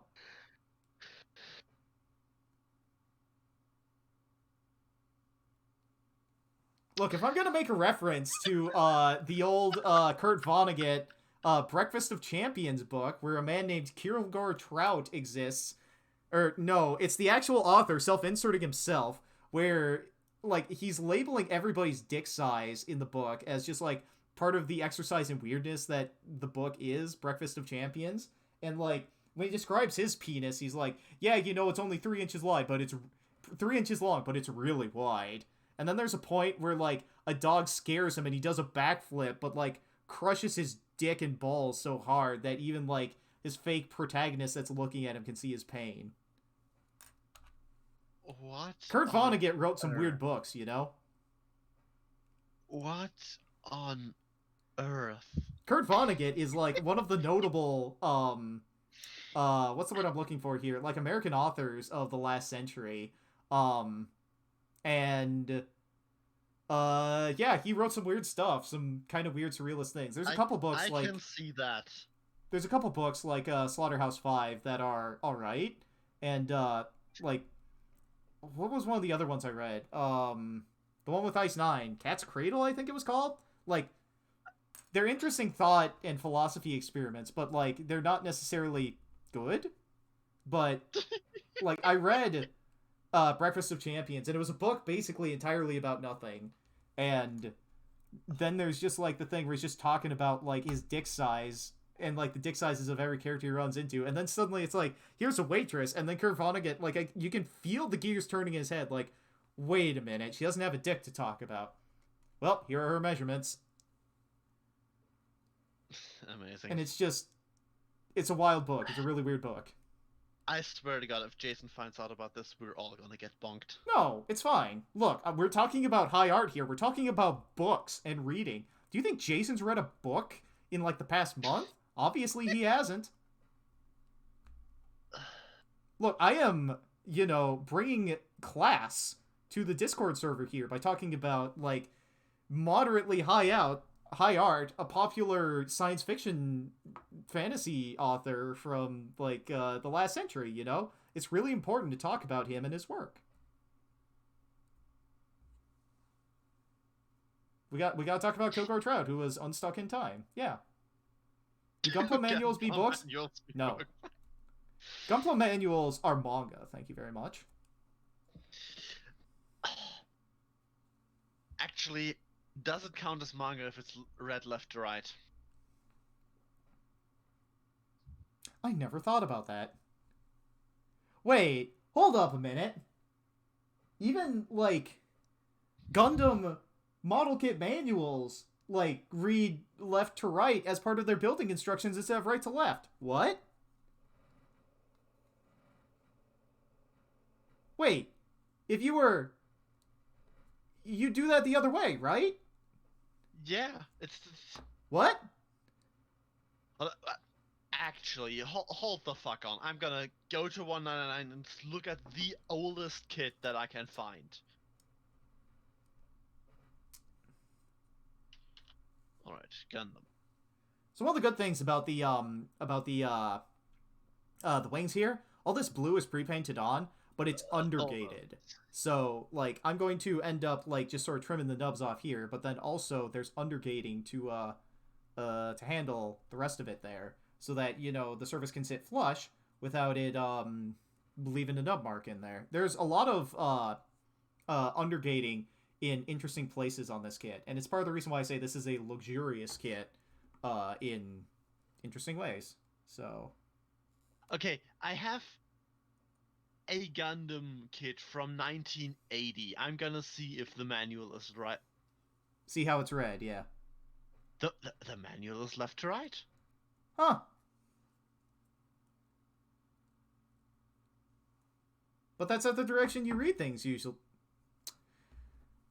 Yeah. So Gunpla instructional Well, it's manuals more are comic top to books. bottom than left to right, but that's fascinating. Yeah. Also, you gotta love to just go to a store and immediately see just spoilers for the in the West unreleased Eva movie.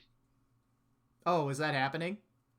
Well, it's like just Yeah, spoiler alert, because I'm going to talk about things I saw. Like, is that Rey with the super long hair like part of this movie?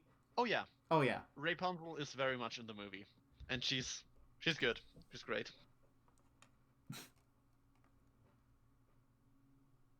But yeah, there's also Revoltech are re-releasing Unit 1 and EVA 13 in a set with like an accessory from the movie from their final battle, and it's like, okay, this is an EVA spoiler, so you're not gonna get it even if you kinda have some of the context.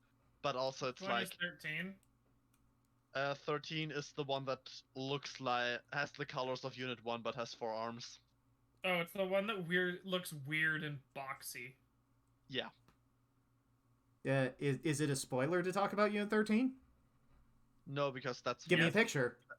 That's from Q. That movie has been out for 8 years. Get me That a is not picture. spoiler. Please, get me a picture. I have no idea what the fuck you were talking about with Ava Unit 13. It's I Q will 3.0. do this. God damn it, Fandom Wiki.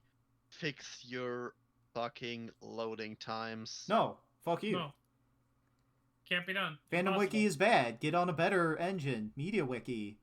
It's the way to go. Yes, that's the one that I'm using if I want to actually like the Eva Geeks wiki. That is the good wiki, but it has fuck all images. Yeah. There you go, Nelson. Picture. But yeah, like, We're getting that is... 4 of these pictures now, and it's good. Where do the extra arms come from then? Does it just apparate them? They unfold They're from its chest. I gotta scroll up a bit. Wait. Eva 13 is the kind of god power bullshit that's rivaled only by the likes of End of Eva Unit 1 or like the Get Your Emperor or some bullshit like that. It's stupidly powerful. It can just will these arms into existence and dissolve the armor around it. Wait, so they're fighting this thing? Can I talk about Eva spoilers? No. Fucking, I don't care. Do it. I haven't seen any Ava movies. Shut up. No, you're doing it. You're talking about the Ava spoilers. I don't care what Witch says. Alright. It's my stream, and I can do what I want. They're not... Fuck you, Jason. Fuck you, Witch. Damn it, Witch, why would you do this? No, I can't believe you win. How long is it gonna be before he realizes and comes back? Anyways, This is finally Continue. revenge for me doing this to you during PMW when you were trying to read the Bionicle stuff, right? you haven't muted me, Nelson. Yeah, I sure haven't. Why would I mute you? I'm confused. What? Why would I be muting you? Oh, are you not talking about me? Ah, I was unmuted, I see. I put it in Twitch chat. Yeah. They're not only fighting 13, they're fighting Gendo, who has absorbed himself into it. So who pilots this thing? Gendo, like, he is in I thought- control of EVA 13.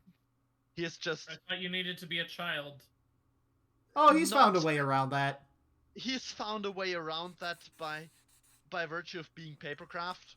Like, he ate Adam and like, he ate the key of Nebush and Azadar and just is completely hollow on the inside.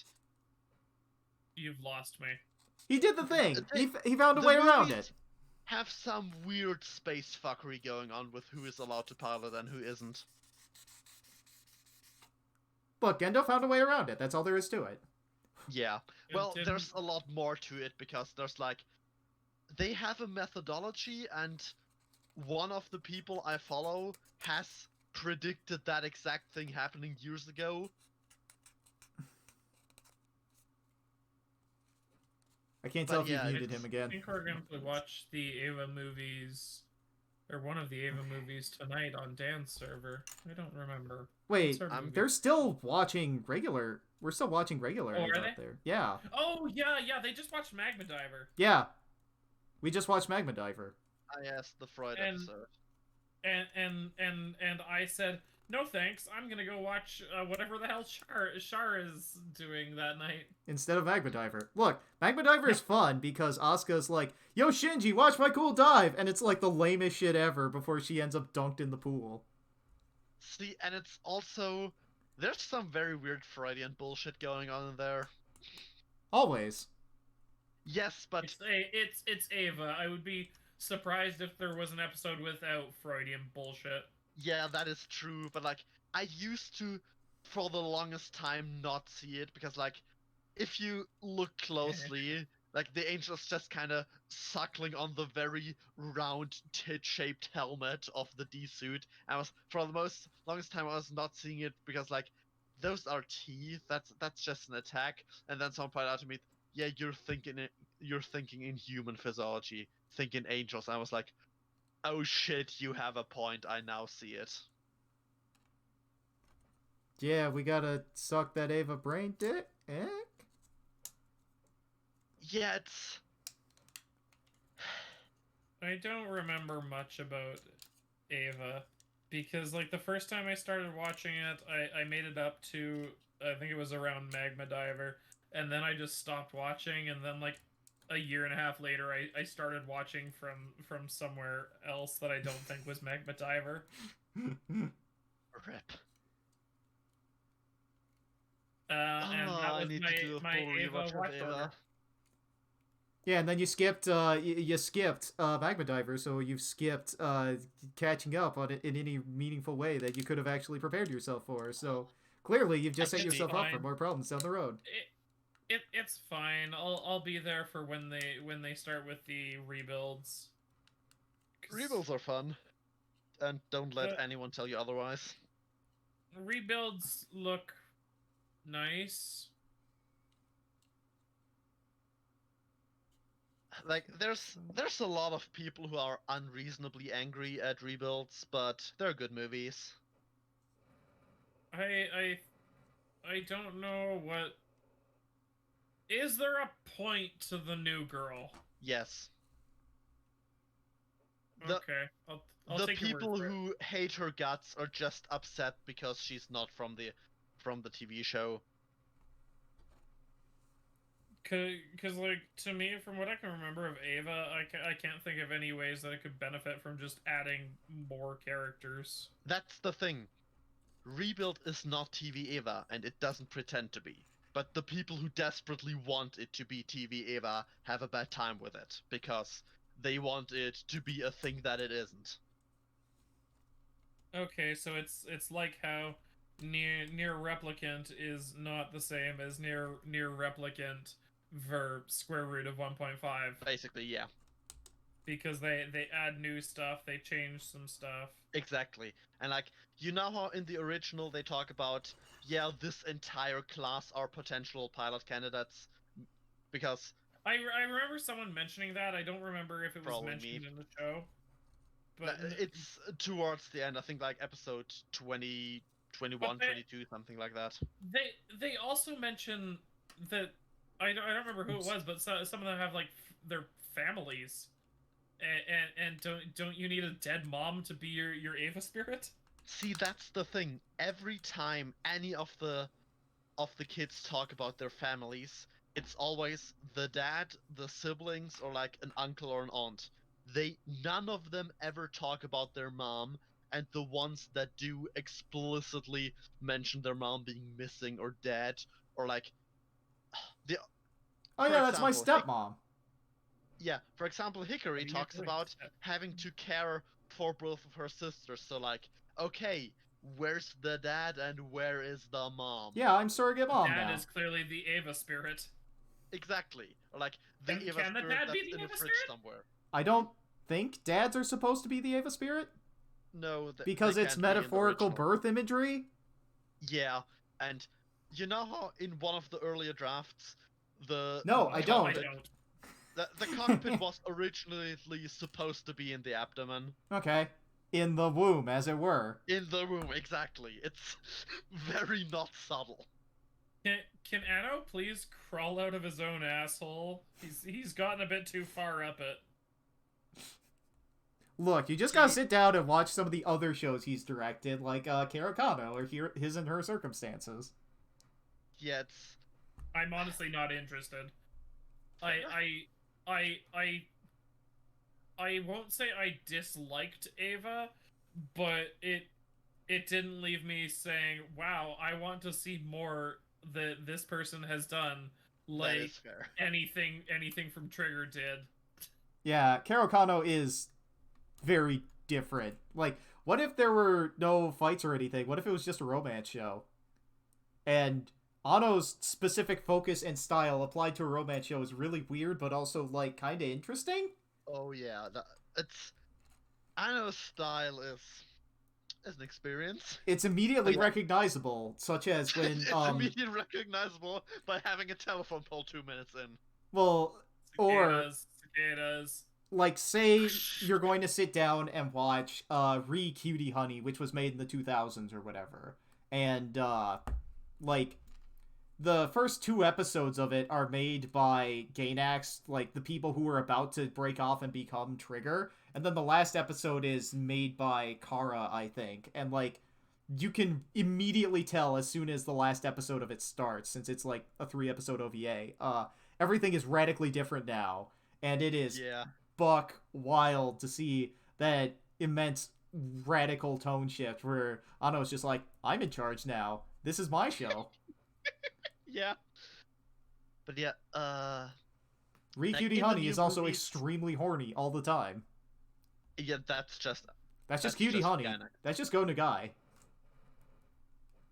Honestly, I'll be Go honest, Nagai and Gainax together, that can only be horny and giant robots. Yeah. I don't pay much attention to who makes things. It I like Me neither, I but know they're that I like I know that I like Trigger's style, but in general, it's not like I'm gonna go, oh, Anno made that, so I'm gonna watch it or not watch it or anything. It's like I'm not interested in seeking out anything more of his, but if something came my way and looked interesting, I'd at least watch a few episodes of it and say, no, this isn't for me, like I did with Madoka. yeah. Said, fair. no, this yeah. is not for me. Yep. And they're doing more Well, Madoka stuff, right? Like recently announced Are or they? whatever. Yeah, like a movie or something. Didn't something from Madoka QB show up in Thunderbolt Fantasy or something like that? You know, the puppet show? And then got I blown think, up by yeah. one of the puppets? I vaguely recall something like that. Didn't a Nendoroid of a character from Thunderbolt Fantasy show up in Thunderbolt Yeah, Fantasy while I the character was definitely looking remember directly that. at it? I definitely remember that being a thing. Man, Thunderbolt Fantasy is a hell of a thing. We need more of that. But yeah, to finish up my thought from earlier, More puppets, it's more puppets, more puppets. like piloting in the movies works very different from the TV show because most uh, most notably, the mom's soul is no longer the driving factor. Mom's dead, parkour. Mom's dead, parkour. I'm sorry, what? Mom's dead parkour. Are you deaf? That's a clip I ought to bring up. There's a game that came out recently called The Quiet Man. And, it's not a very good game. But also, like, it was retrofitted to be like, oh, yeah, well, we're going to have this be about a deaf guy, so we're going to mute all the music and the sounds and stuff in there, which, like, was entirely a marketing gimmick to sell a very bad game and sell it as, like, an arty story kind of thing. But And also save on production costs for no, sound they effects. they made it with all the sound and stuff, and they like updated the game so that after you beat it once, you could play with all that in there. Like, yeah. So, where was I going with this? There's a point where like a character has a flashback to his mom dying, and then he's like, the when I saw somebody play this game, it was Giant Bomb, you know, the group of game journalists, Yeah. and they were doing it as part of a charity marathon late in the night, so they were whacked out of their heads on just being tired, and then they make a joke after the main character like jumps over a guy and pole vaults off something, and they're just like, "Mom's dead, parkour. Mom's dead, parkour." And then like he comes up to this guy at a laundromat who's just standing there, and he's like 6 feet tall or whatever. The main character like jumps and like handstands off this dude who's just standing upright and keeps going without disturbing this other guy. And they're like, "Whoa! Mom's dead, parkour! Mom's dead, parkour!" Yeah. I need to watch this. What is this called? They made I'm too tired. I'll just search "Mom's Dead Parkour." It should probably come up. I am pulling that up. Best of Giant Bomb 156. Mom's Dead Parkour. It's gonna be somewhere in here. I wonder if they. Right, I forgot the thumbnail of it, but yeah, it's good that they're just immediately. Oh god, right! They're starting with their coverage of E3 20 whatever, where they showed off this game for the first time. They're like, "What? What the hell is this game supposed to be?" And then they're showing them like actually sitting down and playing The Quiet Man. I need Oh. You know what I ought to do? It'll get pumped through to the stream if I just let the audio go. Hello. Hello, Mobile Suit Maintenance Crew. It'll get pumped through to the stream if I just let it go. But maybe that's something we should sit down and look at after I'm done here. I'm going to, Oh, yeah. I'm gonna finish these wings, and then, like, the pieces of the hands are sitting right in front of me here, but, like, I don't think I need to stream that, right? You get it. They're hands. And then we'll just sit down and we'll watch Mom's Dead Parkour together, and it's gonna be fun. Mom's Dead Parkour. Mom's Dead Parkour. God. But yeah, I guess while I'm nearing the end here, I ought to talk a little bit more about this kit as kind of a summary. It's been interesting to build the Moderoid Great Zeorymer. It's been an interesting kit because it's a lot more of a model kit compared to any like kit I built previously. I've only built like a bunch of Gunpla and some Star Wars model kits up to this point, so like nothing super hard here. But I wasn't ready to treat it as a model kit per se, like when I had to get the torso together, and now I have to do some, you know, model kit modification stuff to fix the problems I built into it and its waist joint there. But it's been an interesting build. I'm glad I did it, and once I'm done building it here and I go back and I put in panel lining and shit, that's going to be a lot of fun and it's going to look really good. So I am looking forward to that. It's very ostentatious, but like this was a good kit for me to get into Moderoid stuff with, just because this kit is I am exactly the target audience of this kit. Like, I am one of the few people that has seen Hades Project Zeorymer, the OVA. I'm one of the few people that has played Super Robot Wars J, which this design showed up officially in. And considering I am the target audience of it, I went down and I got myself this kit, and I'm glad I did. It's been a very interesting build experience. I'm glad to have been able to build it for y'all as part of Plava Weekender, and then again here as part of me just streaming every couple of weeks. And yeah, if you think this kit looks interesting, feel free to go and get it. I say be careful as you're sort of putting the joints together, and maybe you need to like put some of the joints together and then build the rest of the kit around the joints. I think that would be a smart idea, and I might recommend like doing some of the detail painting like before you sit down and put it all together, because there are some parts of this kit where I just said I'm not doing that, and it'd look a lot better if I did, you know? Or if you did that detail painting instead of some of the stickers, because like right here in the chest I'm about to show, this black thing on the clavicle here, this is a sticker, and it likes to unwrap itself around the shoulder. So it's a smart idea to, you know, like, instead paint that instead of have that be a sticker. There's a lot of pre-painting on this kit, and that's really nice, but it would be, you know, it might be nice for you to just paint it yourself in there, you know? Just make it look even better instead of just using the stickers. But, you know, I'm lazy, so meh. But yeah, kit has been pretty interesting, pretty fun to build, and I'm glad I did it. So yeah, anybody else got anything interesting to say about this kit? Obviously not, because I'm looking at memes. good. Yeah, because you know, it's hard to say anything about it if you haven't been building it as you've been going. But sort of one hand bitch in the other, saving the day. Oh dear. Ichigo, no. Ichigo, yes. Ichigo, no. Rukia's not a bitch. Ichigo, yes. Sword in one hand, bitch in the other, saving the day. Rukia's not a bitch. Ichigo, you can't say that. No. What? It's also weird to me that like this kit Why said is she so small? drawn in the wrong proportion, I guess. But Also, this very much has that very big, awful fan sub energy. Sorry, Nelson, you were saying? I've completely forgotten at this point. Do you remember what I was monologuing about before I got cut off? Nope. Just sword in one hand, bitch in the other, saving the day. Sword in one hand, bitch in the other, saving the day. Like, I've completely forgot. It's fine. Whatever. Words are hard. So, this wing has gone onto the back here. I'm going to put the piece on here that holds the wing in place. Yeah, look at this big boy here. And then the backpack gets plugged in. Let me check here. Does it go up? It goes up.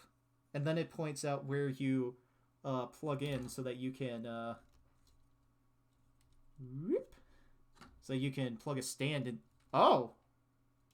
You know, that's how you can plug it in underneath too. Okay. That's a very Sea Flight mode looking sub-arm assembly. Okay. Here's the wings. Let's fold that down. Yeah. I wonder if I popped that out of place at some point. Yeah, I seem to have. It's another on my list of things. Oh no, those can move in there. Alright. Are they supposed to? Let me backtrack through the manual to find out. Not there? Yeah, they move. Huh. Alright. Also, I actually do build the hands because I want to see what's going on with like these weird clear yellow parts. Oh, what ends up happening is they're like on the back side of the hands, like they're covering the back side of it there, but... Oh yeah, but like I want to see that. That sounds cool. Alright, well, then I guess the stream is gonna go a little bit longer. I just need to figure out a way to, like, get these two wings so that they're, like, symmetrical here when I'm looking at it. Yeah, it's symmetrical enough. It's also weird. Now I remember what Witch stopped me from saying. It's weird to me how this manual says, hey, build this with, have glue ready for when you build this, but all the parts they tell you to glue are, like, parts that don't need it. It's weird, because it was just like, oh, this is not going to fit together well, use some glue. And then I sat down and put the parts together, and I'm like, dog, are you sure about that? These are going together fine, they're staying together fine. So there's been no glue used on this model kit, and that's interesting when they told me, you will need to use glue for this. But hey, you're the person who wrote the manual, Moderoid, so you can tell me wherever you want. But yeah, this whole thing was a good learning experience for me, and I'm glad I built it. Tune in next time for I have no idea what the fuck I'm building next. I have Zazabi Verka over there. I have the Zero kit that Kotobukiya put out from the Mega Man X series. I need to get started on that Zone of the Enders Anubis that I have. Ooh, Anubis. Yeah, I need to, I've got some... Actually, Gaia was Notes Zone of the Enders paints the or one, something like that? like, So, was Zone of the Enders the game that got a show, or was that a different one? it had an anime or an OVA or something, but it wasn't really related to the games. Okay, good enough. But it, like, the Anubis has Tron lines that are, like, colored in, and I got paint specifically to do that coloring in thing, to hand paint it in, but I have zero experience with panel lining with paint. So what I ought to do, perhaps, is I ought to pull something out of the backlog or off my shelf and just say, you are my fodder for this experiment. It's easy, just scrape off the excess with a hobby knife. But something needs to be my fodder for this experiment, because I don't want to go straight onto the Anubis doing that. So I've got stuff on my shelf that I don't really care about that much, and I'm willing to sort of experiment with. So yeah. I mean, you also have a bunch of spare pieces just laying around. Yeah, that too. It's just what happens when you build for long enough. It's not exactly hard. I do it all the time. Yeah, but I've never done it before.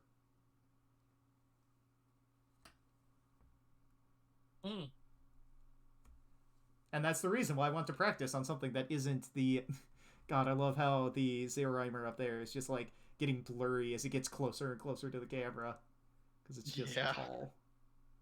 It makes it look heckin' big. It's reasonably sized here. I'm definitely going to have a comparison point to some other Gunpla here as I'm finishing this up. I'll have to go and, like, grab something off the shelf to be able to, like, really compare it to as, like, a good... This is my height comparison. I had to grab... Do I grab Grandpa Revive, or do I grab Entry Grade Grandpa? Sazabi. Well, okay, I do have a Zazabi RG. Is it comparably sized to that? A little bit smaller. But that's sort of a good comparison point. I was thinking about Grandpa just because, like, that's a kit that Zaku Aurelius, per se, compares model kits to. It's just like, yeah, if you want to sort of figure out what the size of it is, here's Grandpa. The frustrating thing about Americans is that they will find any excuse whatsoever to measure things in anything but, like, actual units. This thing weighs as much as 20 elephants. Or this hold on, long as 5 football fields. It's I like, have just the use perfect numbers! Yeah, well, part of the problem like is... Trying to find like dimensions for, like, kit bash stuff or like rough sizings, and you have to search for comparisons against a cigarette box on Dalong. Yeah, well, because nobody ever wants to put, like, cigarette boxes are a universal size all the way around. Banana for scale. Like, use a ruler, measuring tape. Block you, I hate this. Provided for scale, this plush Goomba right here.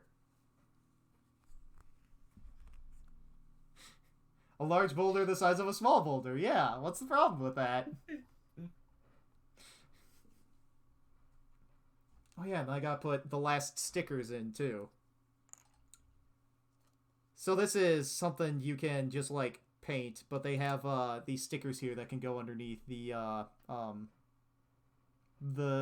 parts, the glowy bits, so that they look like they're glowing a little bit more, you know?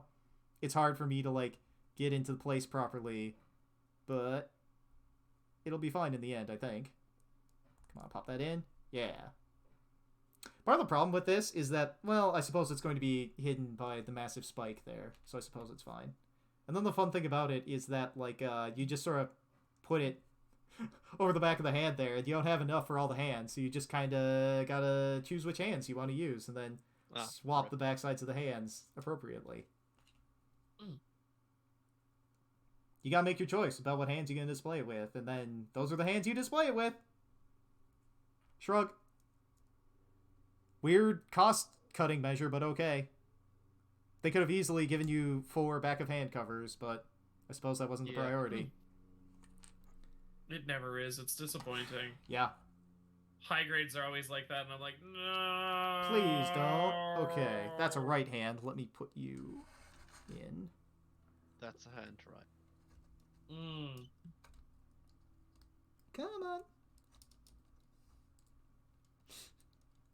Now you can watch the kit wiggle even more as I figure out how to get hand. What you gonna do with that big fat ass? Wiggle, wiggle, wiggle, wiggle, wiggle, wiggle, wiggle. Okay, I need to pick up the entire kit.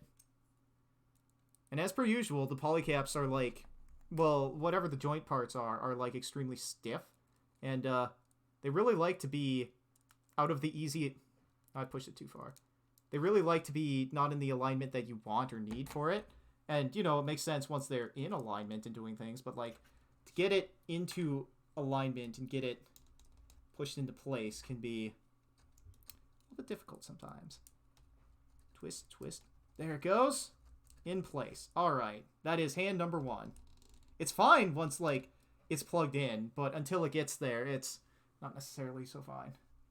The most brutal war in history. Man with sword against rock?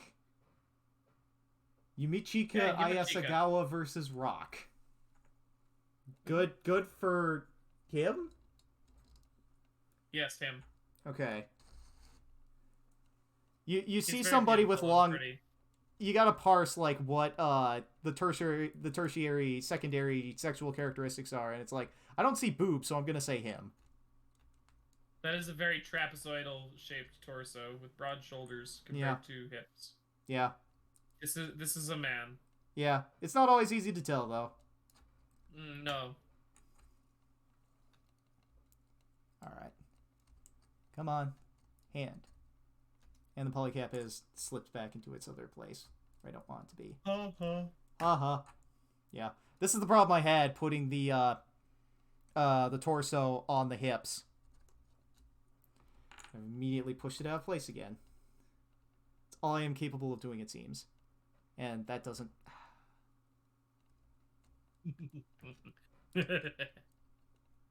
You asked for this block, yo. I hope you're happy. Come on. Twist, twist, twist, twist, twist, twist. Somewhere in here is the proper orientation. Oh. Finally. Okay. Hand in place. Then I just have to twist that down there. Twist that down here. Yeah.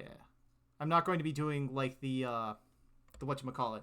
This is how you pose versus this is how you don't pose. Haha. Because I just need it to fucking stand. Okay, cool. It's doing good enough for the moment. The work of an enemy stand. Is this the work of an enemy stand? Whoa. Okay, I need to grab kits to compare this guy against that are like standardish size that everyone knows. So that we have something relative, because I don't have a ruler handy. Alright, be back in a hot second.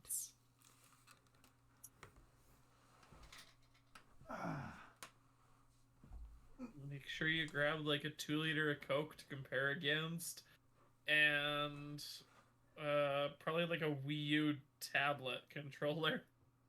Those will be good comparisons.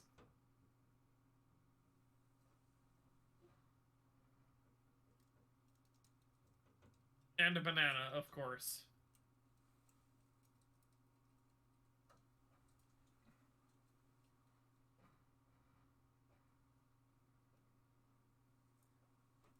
Alright. Which asks for it, so which gets it? A banana? Slightly off camera here. The real grade, Zazabi. Longfire says, yeah, went with the fist because I've got both my Great Zeorymer kit and Zeorymer figure in the Hades attack pose. Yeah, that's probably the way to do it. And that's probably what I'm going to come back and do. So, beware of other things that are going to happen here because I'm about to turn the camera. Loosen this. Twist that up like that. Point at me. Yep. Hi. It's me. It's Nelson. Which has disappeared. That's okay.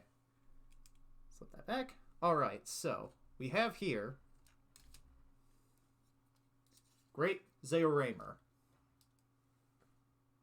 Him big. Now, I should have aligned the real Great Zazabi before I picked him up for this. Well, let's just hold the two of them in front of my face, sort of next to each other here. And you can sort of see, you can already tell about this. It's bigger than the real Great Zazabi in sort of volume. Actually, do you have like a Xeor Penelope? Nope! But as you can tell, the Great Zeorymer is around the size of the real Great Zazabi. There's a lot of surface detail going on in a lot of places for the Great Zeorymer, and like the real Great Zazabi usually retails for like $50 or so it's in that sort of range and category, but it goes together quicker and easier than a real grade, and at the end of the day, like it's kind of unique for what it is, but I think this is a worthwhile kit to purchase and do. So, thank you very much for hanging out today. I hope y'all have a nice day. Bye. Thank you, Lawnfire, for Blockio, for Witch, for Wormy Jester, for the other guy who was way up here at the beginning, Kalen the Builder, for coming out today. See ya.